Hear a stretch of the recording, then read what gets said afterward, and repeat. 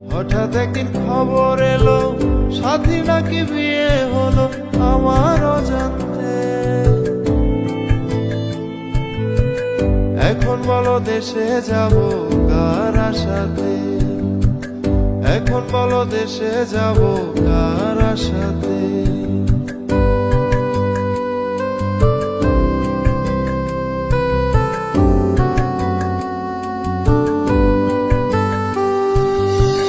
কাজের ফাঁকে যেতাম ছুটে দেখতে সাথীর মুখ, রেশমি চুড়ি কাজল টিপে খুঁজে পেত সুখ।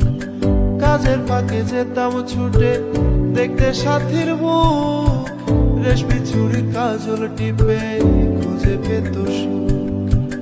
এক পলকে দেখে সে আমার